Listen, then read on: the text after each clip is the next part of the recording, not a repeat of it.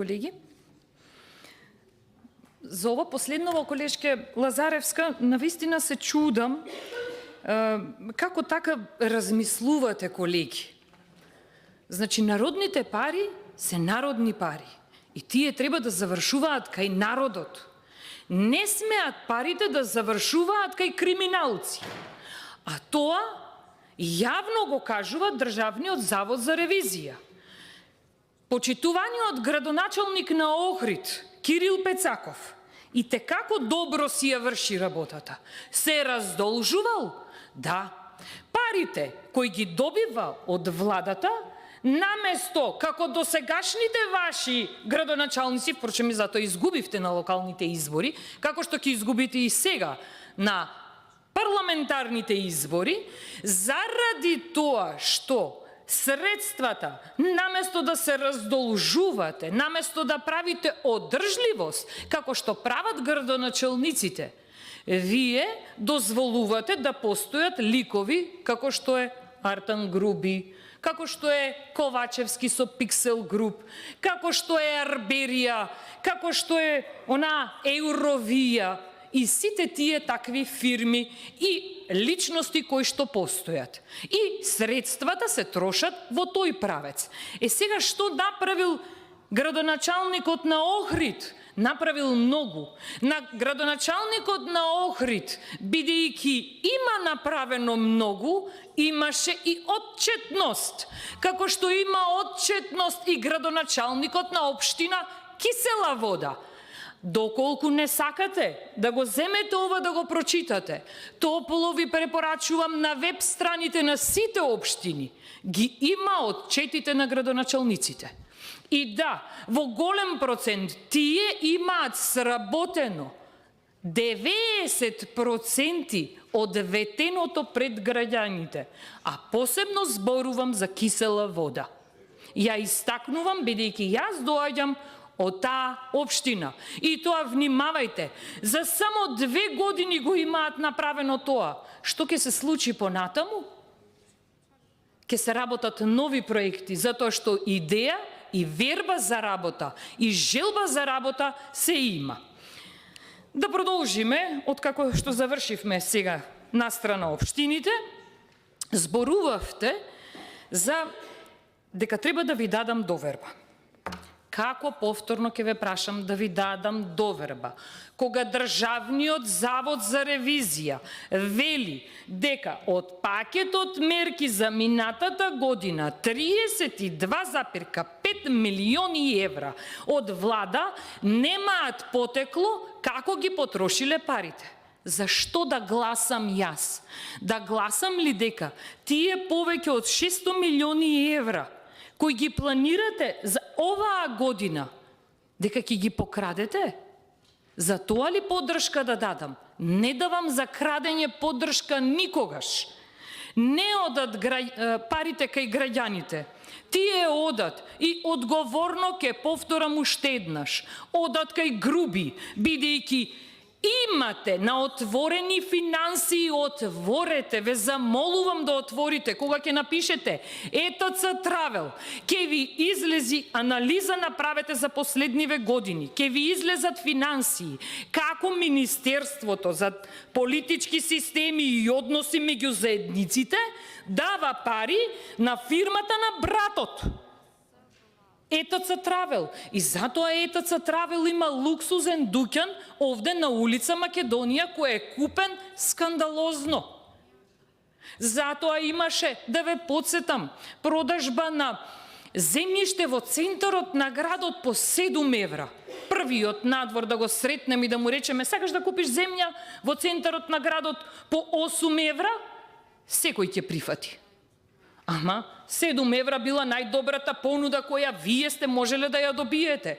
Зошто? Заради тоа што постои криминал, корупција позади тоа, за кое што многумина зборуваат во секакви извештаи и во секакви можни ситуации. Одиме понатаму. Ги спомнавте учениците.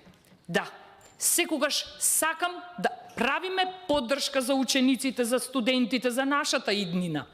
Но како да правиме поддршка, внимавајте.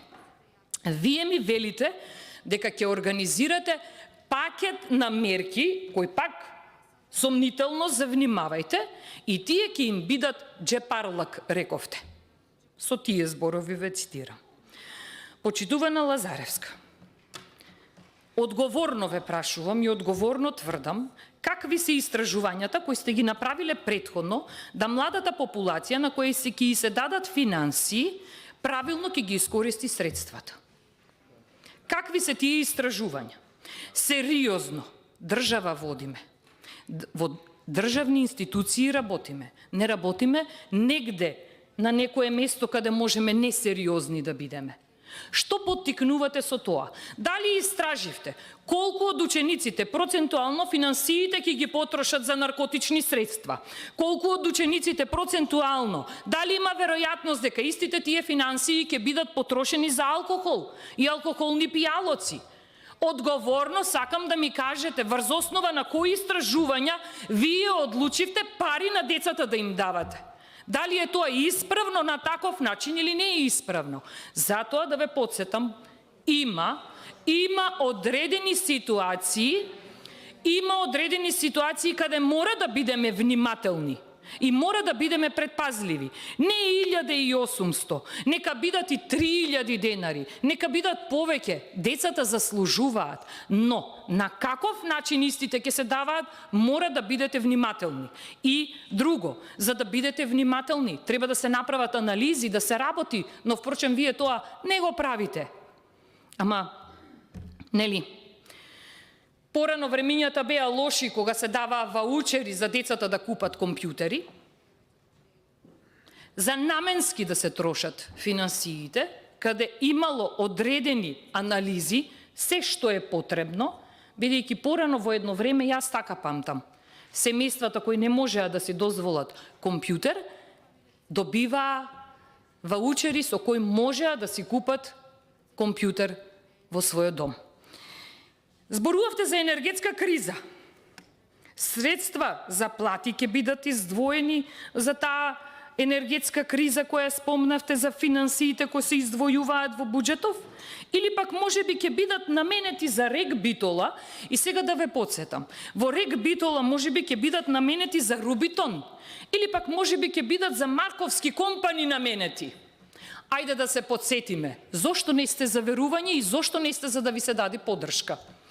Рубитон е една фирма која вршеше ископ во минатото, за која парите требаше да и се носат дури во струмица на Вице Заев. Ви текнува или го заборавивте?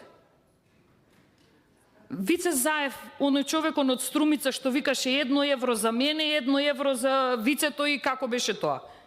Да, тој лик што помина неказнет, братот на Зоран Заев, ве молам да не го заборавиме, бидејќи тоа е лик што треба да сноси одговорност. Ама со крадените пари фондација има сега. Или да внимавам што зборувам, можеби, тужба да не ми дадете случајно овде, па и со тужби да се носиме, бидејќи пратеникот, кога е СДС на власт, нема имунитет. И сега, Рубитон фирмата која си дозволуваше рекет да прави, или оваа новава сега Марковски компани, која новиот договор за кој се даваат 16.000 денари за ископ од 1 час, за тоа ли средства да се даваат? Ама еве, бидејќи ќе ми вадите информации, ве молам да ми кажете една информација, многу ме интересира и јас овде ја имам запишано, верувајте ми. Дали му најдовте држава на Ковачевски, оној директорот од Рек Битола? Бидејќи во вашиот стил на работење, вие го имате следново. Кога некој треба да одговара, вие му барате држава за да го испратите амбасадор да биде негде. И прашањето ми е, дали на Ковачевски му најдовте држава, бидејќи едно време слушнавме дека сакате, по медиумите дознавме дека сакате да го испратите во Франција да биде амбасадор. Дали можеби сега сте му нашле некоја друга држава? Не знам, бидејќи само такво нешто се случува. Нели имавме и Теута Арифи, памтите? градоначалничката на Тетово која што вработуваше и така даваше плата на луѓе кои не се во Македонија и наместо да има одговорност, имаше ситуација, требаше да ја пратат да биде амбасадорка негде, па никој не ја сакаше, па не знам каде е сега, здравие и посакувам. Невработеност спомнавте. Се намалила невработеноста. И јас ќе ви кажам, како професор по географија, кога работевме за население на Република Македонија, од старите пописи издвојувавме многу поголеми бројки за вкупен број на население во Република Македонија од она што го има од овој последниот попис. Знаете, оној што е со сомнителни податоци, каде вкупниот број на население се намалува во Република Македонија. Замислете, врз основа на тоа, дали е исправна и бројката за невработеност.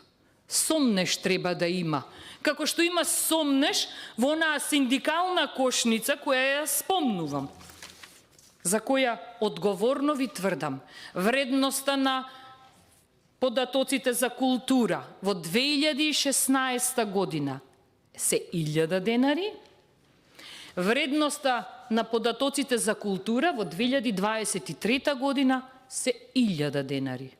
Овде учествува со скоро 5%, овде учествува со 2%. Не сум математичар, ама искрено ви кажувам. Куповната моќ на наставниците, за кои вие тврдите, и останатите граѓани во Република Македонија, куповната моќ е многу мала. Колку и да вие се фалите дека сте зголемиле платата на наставниците, нивната куповна моќ е многу помала од тоа што била порано кога имале помала плата. Просветните работници не се испочитувани од ваша страна. Просветните работници, зборувате едневник. Едневник. Сте прашале како функционира? Сте прашале со колкави проблеми се соочуваат наставниците? Или и таму има криминал? Со одредени проекти финансирани за поддршка на едневникот, сега дополнително и од буџетот се издвојуваат средства. А едневникот во годиниве наваму исто не функционира. Тогаш кога треба да функционира, тој не функционира. И зошто е дневник? За да ги терате наставниците секоја недела да принтаат. Ама и тоа не го смисливте како што треба. Нели заштита на животна средина имаше? Нели вашиот коалиционен партнер има зелена агенда? Ама единствено зелено што имаат тие е бојата на парите. Ништо повеќе. За жал и вие станавте исти како нив. Благодарам.